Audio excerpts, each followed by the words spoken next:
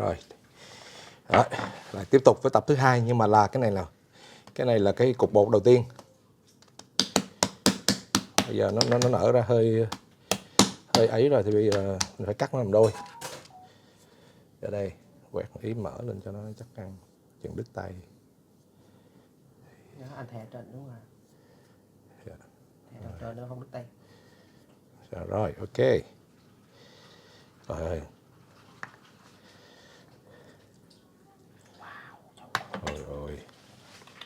Ôi, dao đứt có khác. Chết luôn. Ôi, nhìn nó hấp dẫn thế. Rồi, ok. Cái này không ngon rồi, chết luôn á. Rồi cái công thức cũng y như kia luôn, nhưng mà giờ cái này nó bự quá rồi. Nó hơi bự hơn cái kia một chút xíu rồi. Rồi con cô bác, rồi. Làm cho nó cái hình giống hình chữ nhật đó, nó dễ hơn. Đúng không? Đó, nó đều đặn, nó cân đối hơn.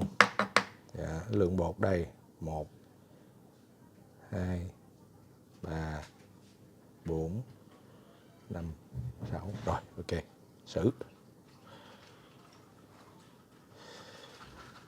1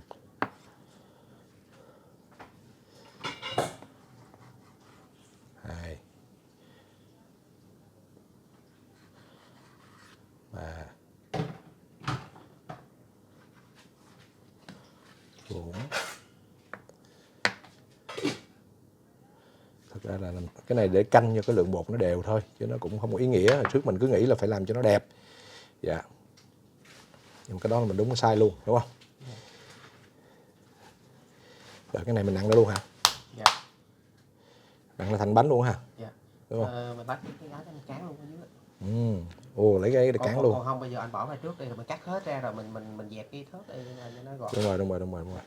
Rồi, mình cứ cho nó giống như đi, hay mình thảy cho nó ủ chút xíu nó đi. Cho nó Thôi thực ra nó đã nở rồi anh. Nó nở rồi phải không? Rồi ok. Thôi, mình lỡ làm cho nó đẹp luôn. Rồi, cảm ơn. Bây giờ chúng ta bước sang cái tập thứ hai nha bà con cô bác. Mình vẫn muốn nặng một chút cho nó đẹp. Cho nó đều bột á, nó mịn. Rồi mấy cái dập này chứ nó hơi lợi hại lắm. Đúng không? Tại nó nở bên trong cái hơi, nhiều khi nó xốp lắm, nó cũng không có chặt cái ruột nữa, mình nghĩ vậy á. Về nguyên lý mình nghĩ vậy. Không biết có đúng hay không mình chưa biết.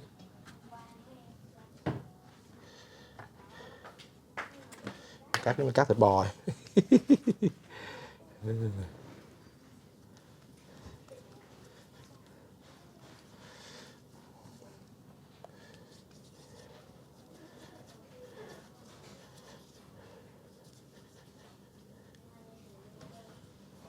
Hơi dính.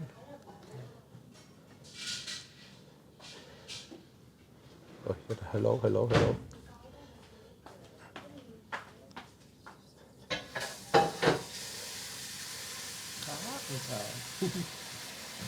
Biết cách hóa giải rồi.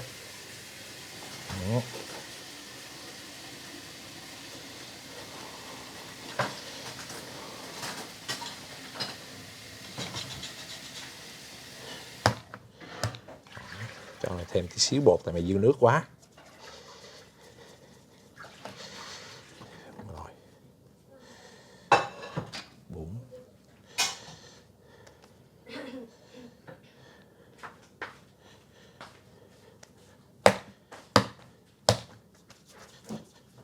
Kệ nó, nói chung là về nguyên lý là như vậy, nhưng mà cuối cùng làm cái bánh nó quan trọng. Đúng không? Cuối cùng làm cái bánh này làm bột ngon. Hôm qua có chị bạn của chị Vân đưa cái bánh vô ngon quá trời quá đất. Cười gì đâu á.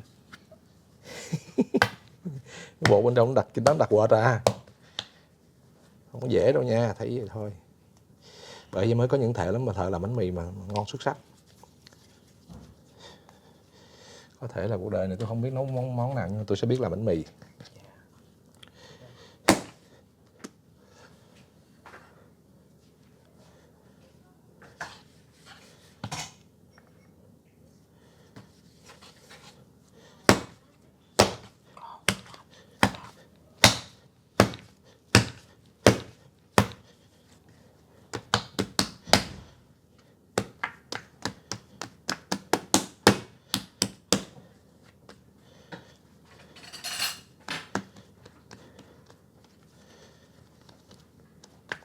Rồi chia làm 6 phần.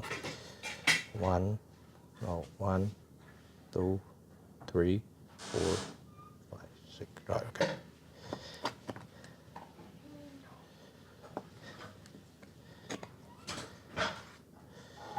Giờ đường gươm nguyên bá, bén ngét luôn.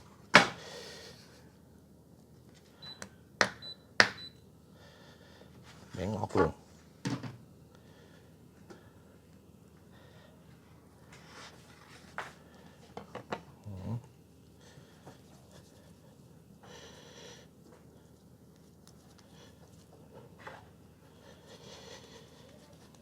Rồi được rồi, cắt đây đừng nhiều quá. Rồi, bỏ bột ra. Bóc ra khạc hai giọt trước. Dầu trước chứ. Cái dầu.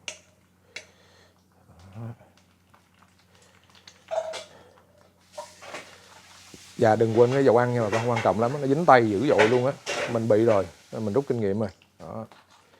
Dạ rồi, ok. Rồi, bây giờ ở đâu? Có thả bột chứ không?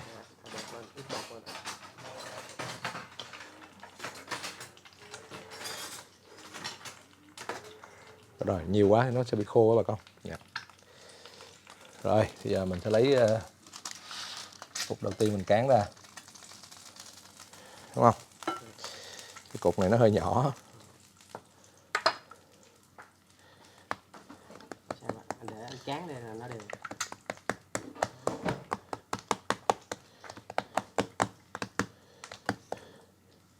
Rồi, đây cán ra. Cái dầu lên cái ấy. Quên. Sai lầm.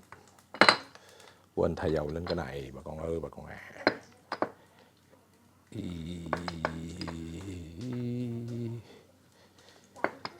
Yeah. Rồi ok mình lại.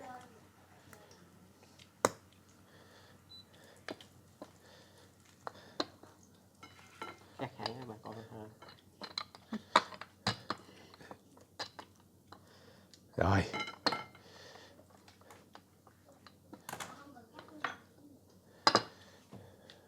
Cái này thấy nó hơi mạo hiểm. Thử nha.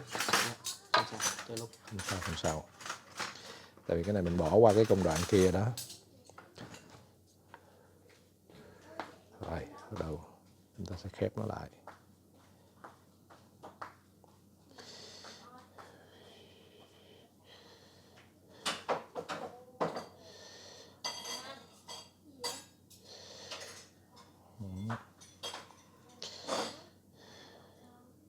Rồi, chính em nó đẹp ghê. Trước thì anh cuốn cái mí rồi nó cũng không có luôn. Đều.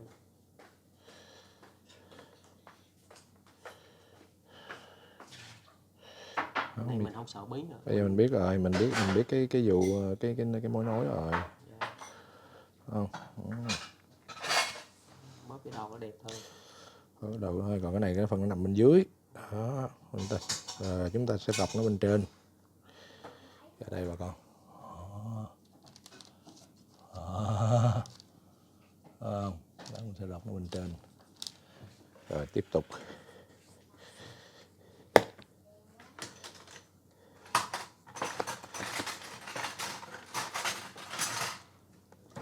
Làm nhanh.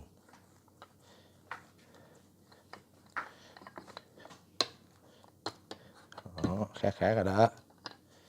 Cái quả đầu tiên nó hơi bị rối rắm chút xíu. Dạ, được anh, không cần cán gì nữa, không cần cán dày đâu. Không cần cán mỏng nữa. Ok. Dạ.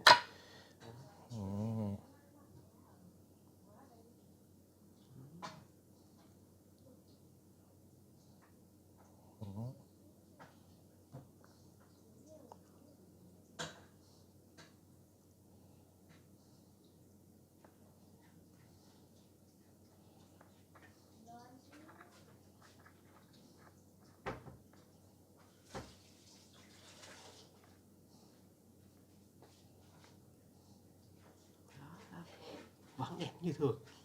Đó, vẫn đẹp như thường, rồi nhanh luôn rồi đó. Không còn phải là bữa qua mình chưa có kinh nghiệm thì mình làm nó kỹ ấy rồi cuối cùng em. Hóa ra là mình không cần cái đầu nối. Dạ. Cứ sợ cái đầu nối là cuối cùng là mình thất bại liền. Rồi, hết cái này là em ngưng nha. Chị đừng làm với cũ. Ok.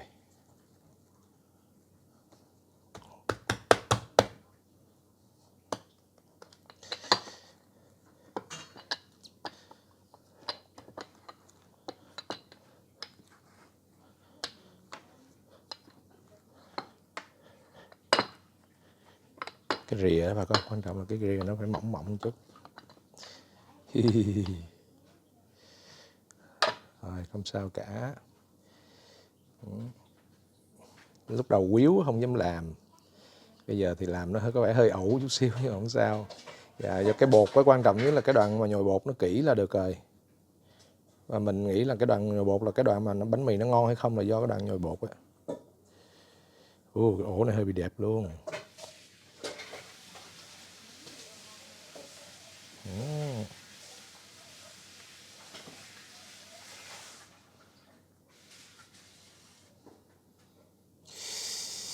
Wow, em trai đẹp trai.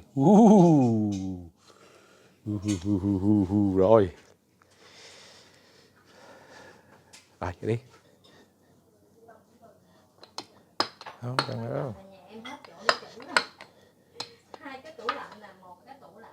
Rồi, giờ chuẩn bị lấy cái kia ra đi. Lấy cái kia mình rửa đút này vô. Đúng không? Ủa, cái này mình phải đập nữa hả? Dạ không, mình đút vô luôn. Mình đút vô một lát nữa ra nó phồng lên rồi. 30 phút ra mình mới ấy đúng không? Dạ, mình rạch rồi mình bỏ vô mình nướng luôn. Trời ơi, cái ổ này thấy nhỏ nhỏ bé bé xinh xinh mà đẹp lắm nha.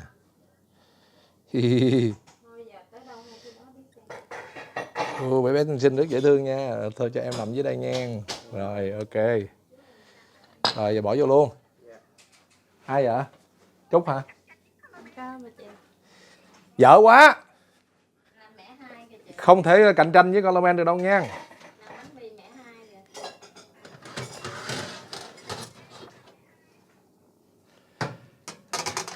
Rồi mình qua mình thi đi. Không có máy trộn bằng tay á. Qua thi nha. Đem bánh mì qua thi nha. Đấy, sợ chưa? Bánh mì của em nó hơi bị khô, bánh mì của anh nó xốp hơn. Hamburger, trời ơi. Cái là hamburger. No, hamburger đó mà, hamburger cái cô này. Chưa nắng thành hình, chưa, cái đó mới ủ thôi. Mới ủ thôi em ơi. Trời ơi, mắc cười quá bà con vui á, bây giờ cả nhà rất nhiều lò bánh mì tại gia. Chắc vậy quá. Chồng em mua mấy cục bột đi.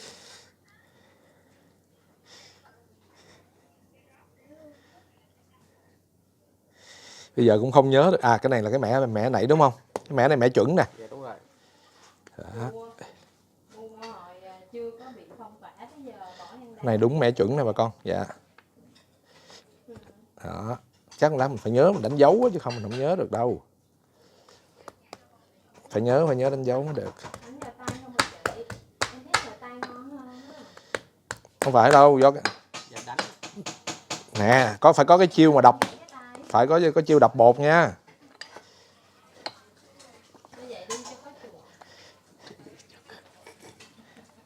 Nè, qua coi kỹ thuật nè. Chia sẻ kỹ thuật nè, đó. Giờ có cái vụ mà cán bò bột kiểu này nữa nè mới đã nè.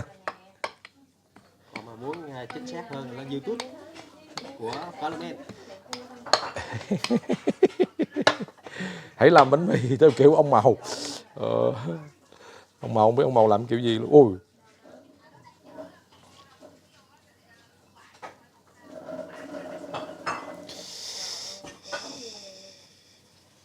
Trời, cái này có vẻ ngon nha. Và cái ổ này có vẻ. Đó, giờ mình rút kinh nghiệm mấy cái này rồi, mình banh ra, lúc mình kéo ở dưới mình banh ra luôn.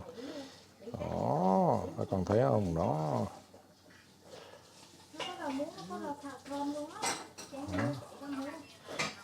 Ôi ôi, bánh mì mập ú luôn. Ú na, ú nần luôn. Một em.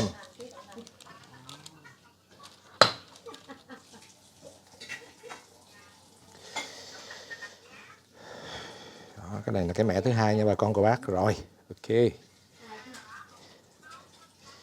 Rồi, chúng tôi sẽ quay trở lại sau. Đó, bà con cô bác thân mến, tay nghề của Coleman đã lên tới cỡ này rồi đó. Đó. Dạ rồi đây. Láng cón luôn. Dạ mình đã nghĩ ra cái phương pháp để mình thưa bà con cô bác là mình đã nghĩ ra cái phương pháp để mình làm sao mà xóa mối nối nha. Bây giờ mình cũng xin phép được hướng dẫn chia sẻ thôi. Đó.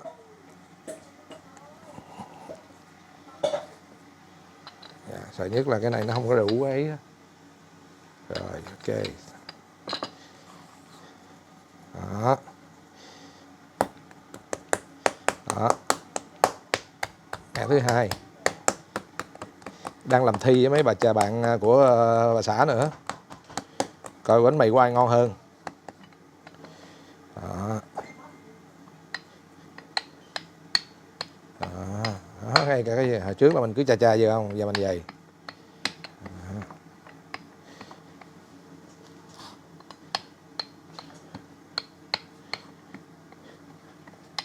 Rồi.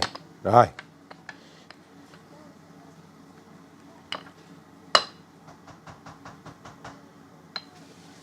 Đó. Rồi giờ mình xếp lại. Đó thì cũng y như cái kia thôi. Đó, xếp lại để cuốn cho dễ thôi. Dạ nó có cái trớn nó cuốn vào. Rồi đây là mình cuốn. Dạ. Vừa cuốn vừa nặng vừa cho nó đều cái này nữa, để không có chỗ bự chỗ to đó. Dạ. Đó.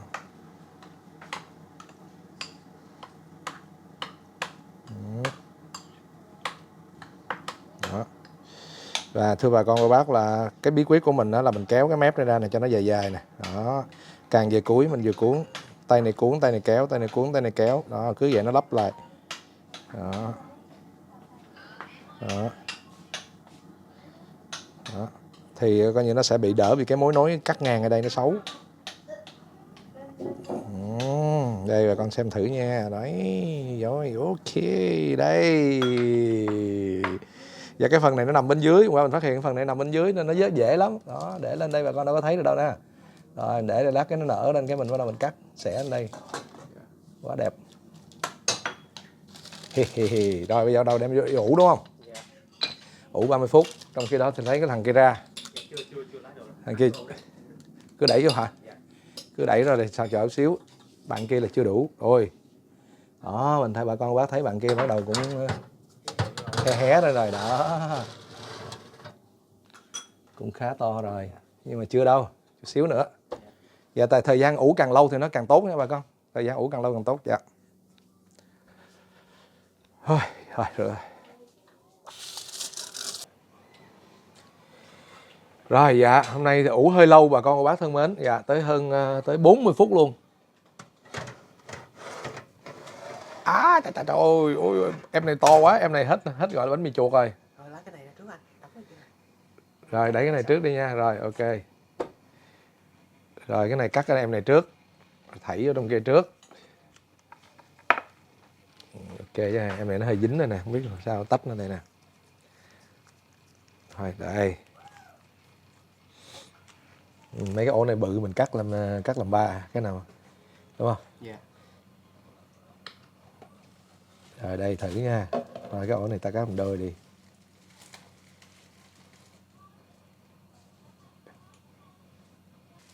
Cái em này nó nở to cho nên mình sẽ cho nó 3 đường. Rồi ok, em này cũng 3 đường. Cái này là cái mẻ mà bị ướt.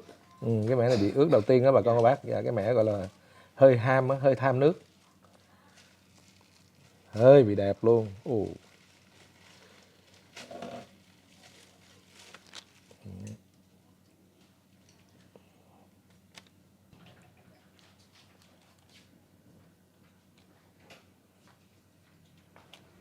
Rồi.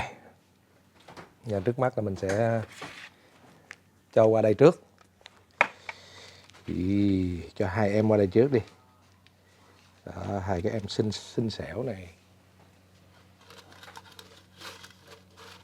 Nó dính tay quá vậy ta. Lấy tí bột. Chắc không sao đâu.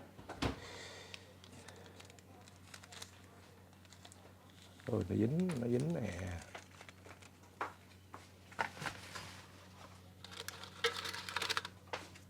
Rồi.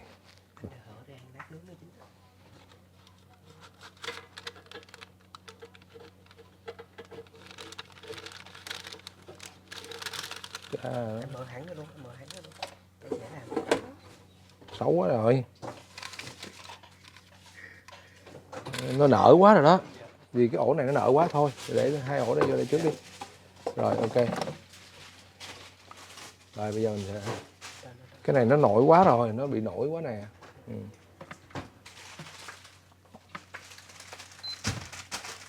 Rồi giờ mình sẽ chuyển.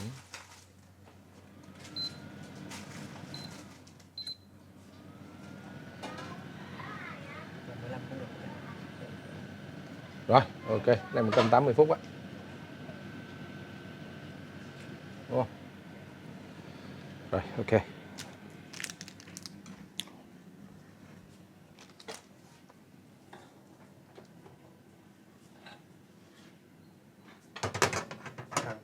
Ổ nó dính này, chỉnh lại nó hơi hở đây.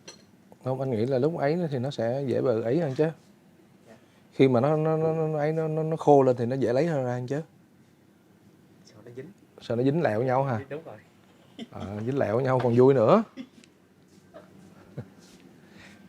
Bột mì nãy đâu rồi? Bột mì ở đấy em ngâm anh lát cái anh mở ra nóng rồi dạ. Sao rồi, bà tắt Nó dính. Không, nó dính nó xấu quá. Cái gì cắt rau răm nãy đâu? Đây vô làm nè. Đó, nó dính lẹo do cái này nó nở quá nè.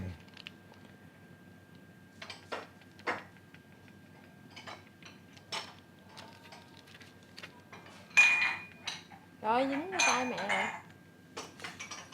Rồi hư rồi. Hai ba không dính tao bắt ra đi. Đây. Đấy, đây là lại tiếp tục là một cái pha sai lầm nữa đó bà con thấy không? Đó. Rồi cái ổ này nó sẽ... Rồi để đây. Dính vậy cái quảng. Đây.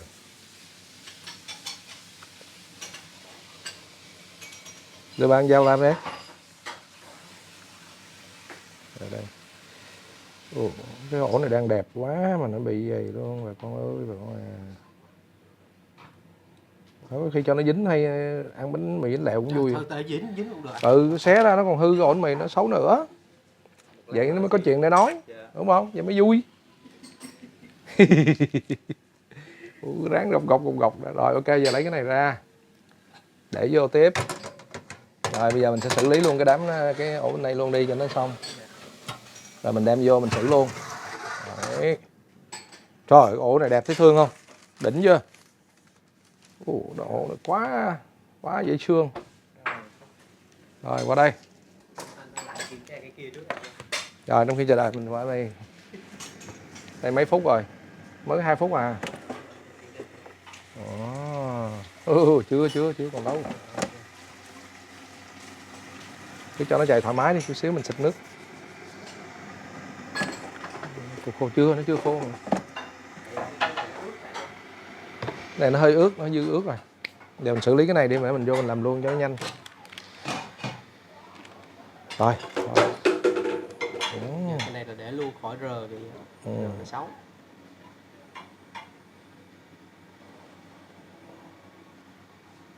Cái ổ này cái chắc lắm, bên trong nó chắc nội à. Rất là đẹp.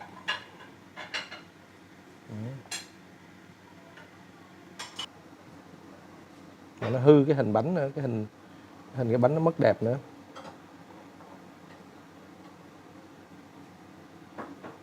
Rồi nó nở lên cái nó phồng nó phập phồng. Thôi. Để lấy mấy cái này đỡ dính á. Rồi cái này đỡ dính nè, mấy cái này nó khả năng nó bị dính rất cao. Nâng niu lên, nâng niu nó vào đây. Nó vẫn đẹp, phải nâng niu nó, phải cưng nó như cưng trứng, hứng nó như hứng hoa mới được.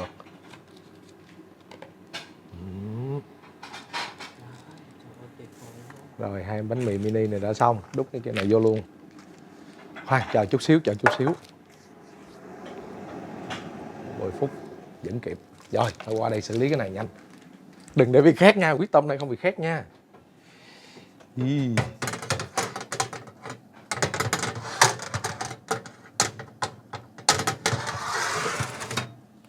Rồi, anh chỉnh nhiệt độ bữa qua mình để 230 rồi. À cái đó 0 giờ 25 phút hả? Phía sau là 25 phút hả? Ở trên là giờ hả? Không biết nữa. Thôi giờ cứ 13 giờ 09 đi, nhớ đi rồi. Ừ, qua đây, nhanh lên, qua đây. Rồi, đẹp chưa? Đúng rồi, trái rồi. Cho ba mượn đồ gấp đi. Đúng không? Trở lại, đúng rồi, trở lại. Khỏi cần xịt nước anh, cái này nước nhiều á. Cái này mình làm nó hơi bị dư nước á, mình không cần xịt. Đó, cái này được rồi. Rồi. Wow, ở dưới cũng đẹp luôn. Ở dưới cũng đẹp rồi, ở dưới cũng rất đẹp rồi bà con ơi. Bao ngon luôn. Hình thù nó chưa đẹp lắm là tại vì nó bị cái vụ kia. Rồi ở dưới nó còn vẫn ướt rồi đút vô tiếp. Rồi tiếp tục chạy tiếp đi cưng. Không, nó cái này cũng phải mấy phút, nó không phải 5 phút. Chút mình canh thôi, quyết tâm canh nhanh là nó sẽ không bị. Rồi còn xong mình sẽ đẩy hang này vô. Rồi chạy qua chạy tốt chạy lui rồi, ok.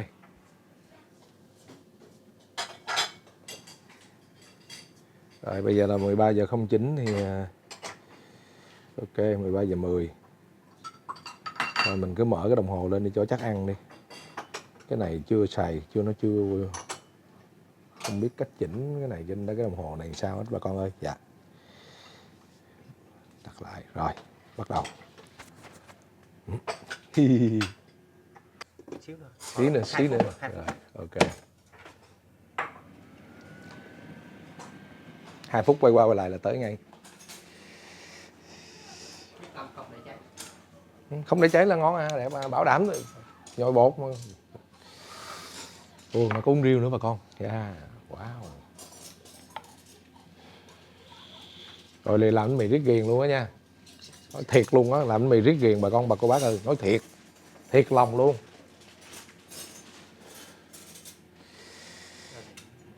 Rồi, hai em này đang chờ. Rồi. Dạ bà con cô bác thân mến. Ẵm em ra nào. Ôi bế em ra. Đó, yeah. Rọc nó không có bể. Rồi đây hai em này đầu tiên. Bữa nay sao tuyệt của dưới chơi. Rồi ok, kéo ra. Thôi. Thôi cứ lót đi.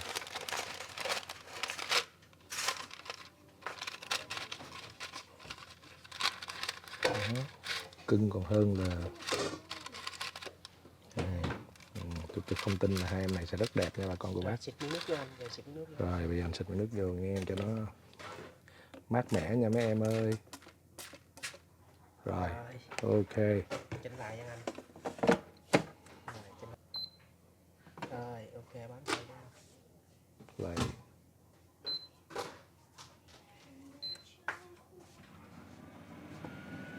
180 độ C. Ok. Đó.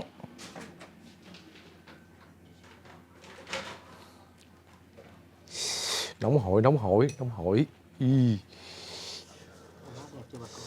Cái này có mấy cái cây lúa đồ để vô ha, cắm rồi vô.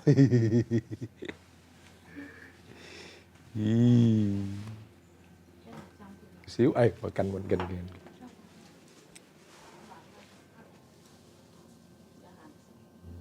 Rất thơm. Ủa ở dưới này nó nở nó không dính nè. Tức là khoảng cách nó phải có đủ khoảng cách đó, chứ không là nó bị dính. Ồ, đẹp chưa?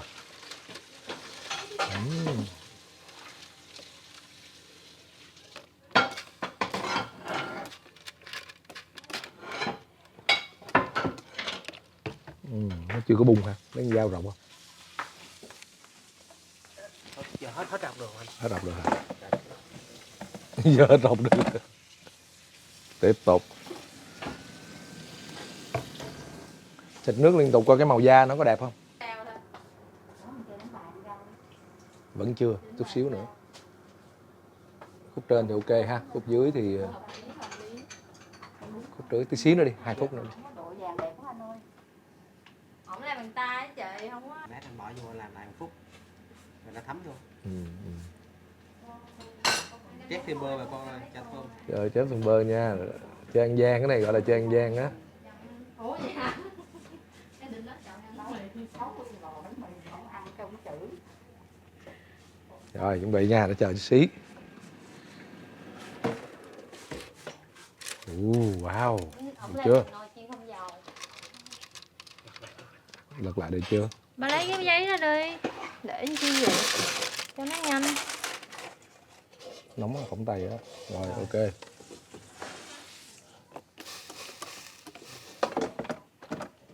Rồi. Rồi, thôi chuẩn bị qua bưng em kia ra đi.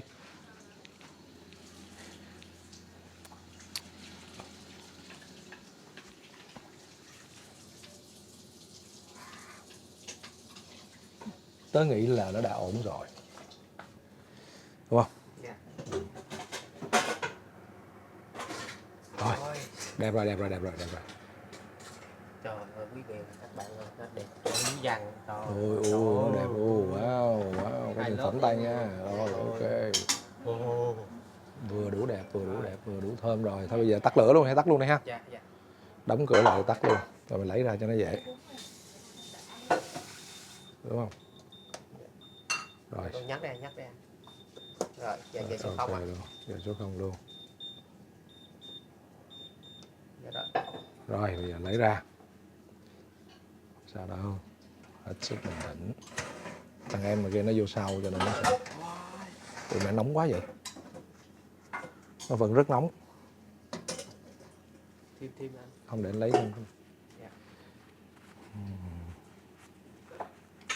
Ủa sao vậy? Ở đây. Đó đi. Nóng tay.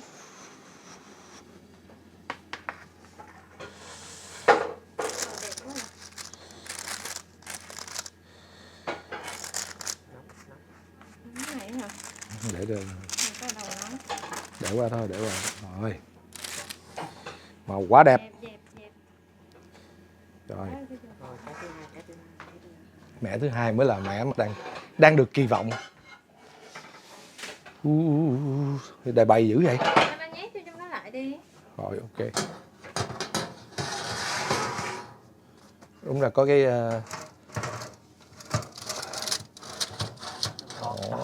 ôi em này dễ thương quá. Đi thẳng lên. Rồi đây, em này dễ thương chưa bà con bác ơi. Được.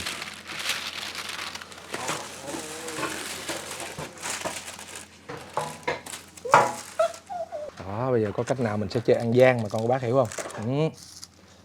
Đó, trời ơi bánh này sinh đôi luôn. Hôm nay nhiều bánh mì sinh đôi lắm nè tụi con ơi. Cái này quét này lên hay lắm nè. Ê, coi chừng cái kia.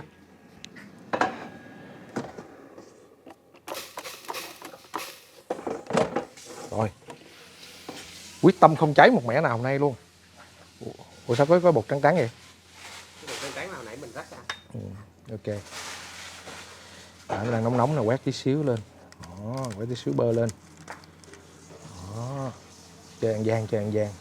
Cho nó đẹp, màu đẹp. Đúng là cái này phải có cái chổi, cái gì, cái bằng chổi. Cái chổi đúng không?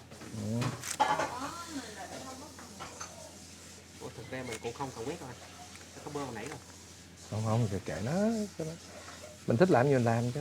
Nó khoái. Cho nó thơm. Cho nó bóng bẩy chút xíu. Trời ơi. Quý này. Không biết ăn gian gì hết. Trời ơi, nó đẹp quá mà tự nhiên nó bị dính là tội nghiệp đúng không? Trời, nó bị... cái ổ này nó tiêu bột. Nè thôi. Không có thôi. Cái gì vậy?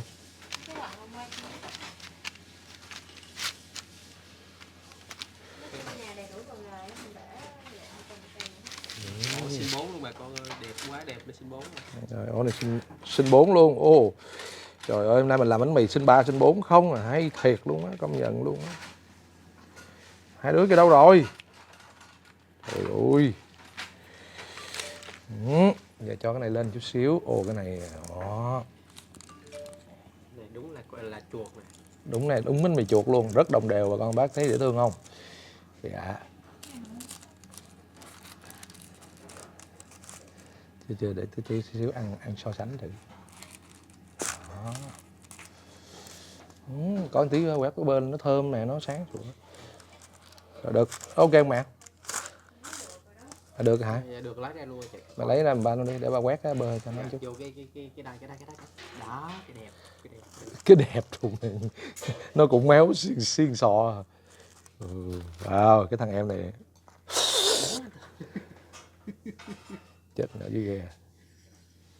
Không, bên đó bên này đẹp quá, bên này xuất sắc quá rồi bà con ơi. Hạnh phúc. Cái phần trên này là cái mà vừa đủ nè, vừa đủ nước nè, 160 ml nước nè. Còn cái phần bên dưới là Mình thêm 20. Mình thêm 20 gram nước cho nên là thành ra nó hơi bị over. Trời ơi, nó hơi bị loãng nhưng mà cuối cùng nó cũng ra thành một cái dạng khác. Mấy cái ổ không, phút sau này mình biết mình cuốn đẹp nữa. Đúng không?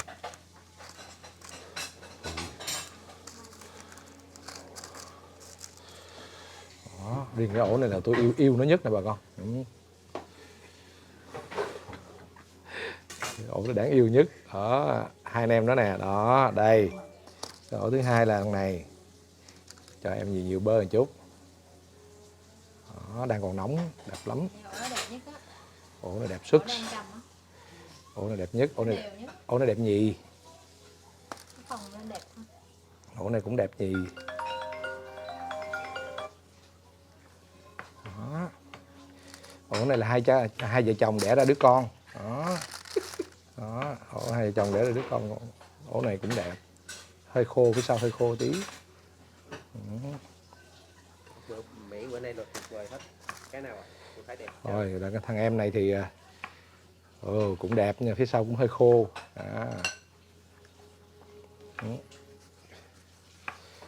Nhưng mà lát nữa mình cần coi bên trong nó mới thế nào mới tính được. Rồi giờ mình cho hang này vô, thằng em này vô một chút xíu cho nó quéo, nó khô lại một tí. Đúng không?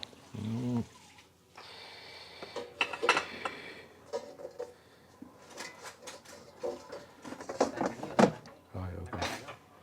Rồi cho nó 1 phút đi, lấy ra. Rồi. Xong. Bây giờ chuẩn bị hãy đi chụp hình đi tranh thủ. Đó, cái này là mới làm bổ sung.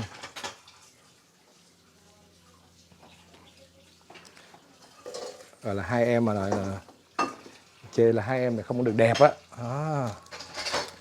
Ok.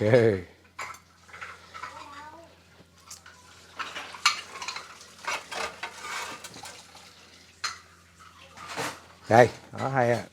Đây là 4 ổ, bà con cô bác thân mến, đây là 4 ổ mà làm từ cái mà nồi chiên không dầu. Đó.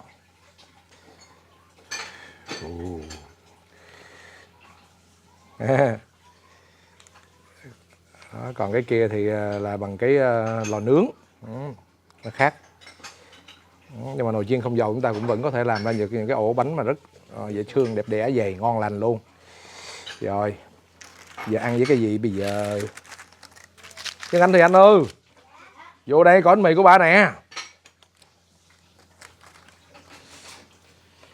Đấy. Đẹp chưa? Trời ơi. Đẹp không? Đẹp. Ngon không? Ăn cái nào lấy đi. Lấy thử đi con, ăn thử đi. Lấy cái nào nữa? Ăn không cũng được anh. Rồi. Để thử bên trong như thế nào anh. Đúng. Cầm bẻ ra, bẻ. Còn nóng không? Còn nóng. Đứng đây ăn nè. Ôi, thấy chưa? Bảo đảm rồi. Này cái ổ là cái là cái chén nước tương này, có chén tương. Đó, cái bột nó bị xốp đó nè, thấy không? Dạ rồi. Nãy bỏ dư nước quá đó. Đây là một bài học kinh nghiệm nha bà con.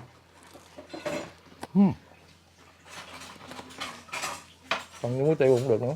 Đây, muối tiêu lên luôn.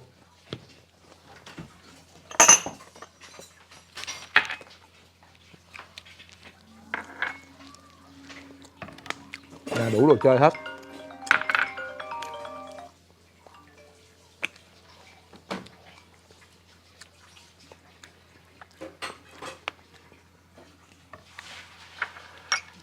Rồi, cái này là nãy là không có, cái đầu là có đường ha. Cái đầu là có đường không có muối. Dạ. Lượng đường vừa phải, ăn rất hợp lý, không có muối mình thêm muối. Bị xốp quá, hơi bị xốp. Rồi. Thử với hôm nay cũng cùng chủng loại luôn.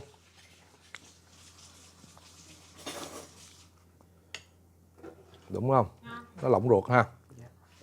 Ngon không con? Yeah. Ai cứ làm con gái nó khen là thấy vui rồi. Dành chấm nước tương.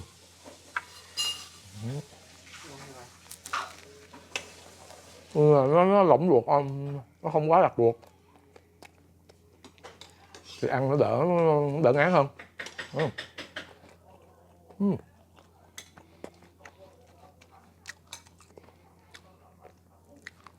Rồi. Rồi mình sẽ đi qua cái em này. Đây là cái mẻ sau. Mẻ sau là làm phía này này. Đó, bà con khu vực đó đó. Đây. Bây giờ mẻ sau mình ăn thử nha. Đó, nướng bằng lò chiên không dầu đây bà con. Đây. Trời ơi. Bẻ cái này. Đó, khác hẳn luôn. Đó. Cái này là không đường mà có muối. Đầu tiên ăn không thử. Con bỏ bán nó giòn hơn, thịt nó, bên trong nó chắc hơn.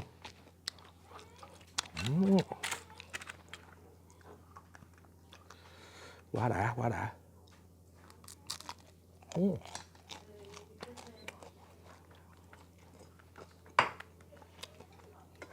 Nếu mình làm bánh mì mặn với bánh mì ngọt luôn.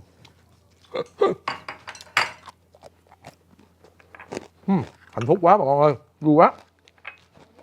Có thể nói như là xem như vậy là thành công rồi. Ngon quá, bánh mì mà làm từ nồi chiên không dầu không tệ nha. Rồi anh bóc thử cái này. Đúng rồi. Đây là nồi chiên không dầu. Giòn quá.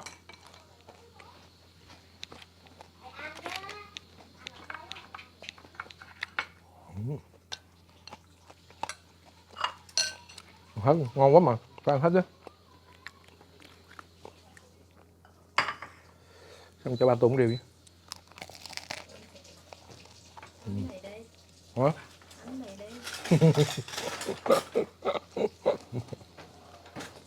Mì chấm bún riêu. Dạ cũng được. Rồi, tiếp tục.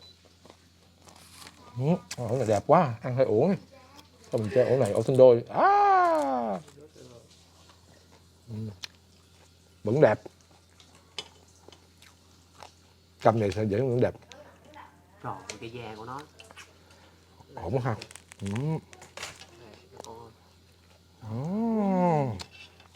Đây, phía trước, phía sau bà con thấy không? Đó, nó vừa luôn. Thôi, tạm gọi là thành công. Đúng bà con bác. Như vậy là 2 mẻ, hôm nay là mẻ thứ 2.